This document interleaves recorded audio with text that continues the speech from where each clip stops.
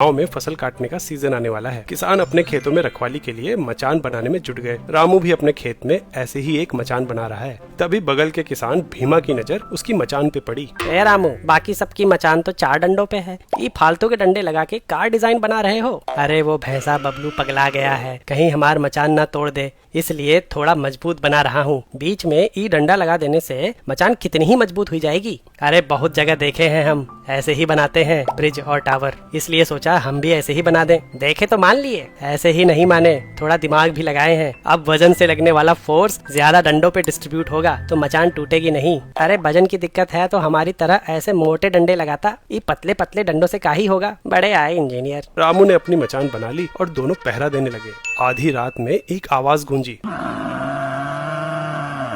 लगता है पगला बबलू आ गया। फिर वही हुआ जिसका डर था। बबलू भैंसे ने एक टक्कर मारी और भीमा की पूरी मचान गिर गई। भीमा किसी तरह वहां से भागा और रामू की मचान पे चढ़ गया। बबलू भी पीछे आया, पर रामू की मचान ने बबलू की टक्कर झेल ली और दोनों बच गए। बोले थे ना ये मचान टूटेगी नहीं, पर वो देख रामू, हमार मचान का डंडा तो टूटा ही नहीं, फिर मचान गिरी कैसे? मचान के स्ट्रक्चर की वजह से।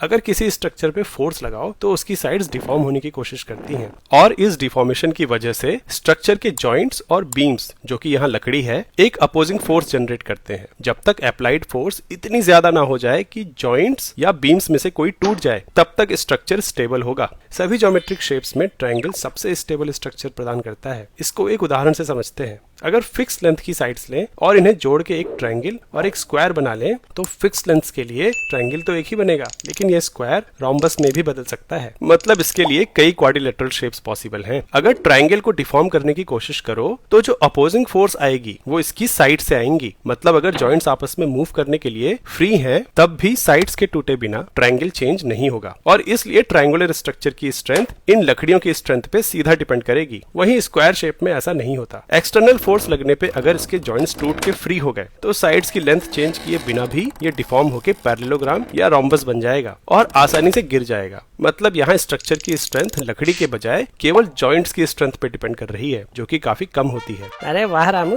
तुम इतना ज्यादा कब पढ़ लिए? पढ़े तो नहीं है ज्यादा, लेकिन ऑब्जर्वेशन मस्त है हमारी। स्टोरी वाइज का लक्ष्य है इंडिया के लिए एजुकेशन को इंटरेस्टिंग और आसान बनाना, इसलिए हम मुश्किल कॉन्सेप्ट्स को कहानियों के जरिए मजेदार बना रहे हैं और आप इस मिशन का हिस्सा बन सकते हैं हमारी मेंबरशिप लेकर। ये एक छोटी सी मदद हमारे लिए बड़ा सहारा बन सकती है, जिससे स्टोरी वाइज की टीम पूरे सिलेबस को कहानियों में पिरोकर आप तक पहुंचा पाए।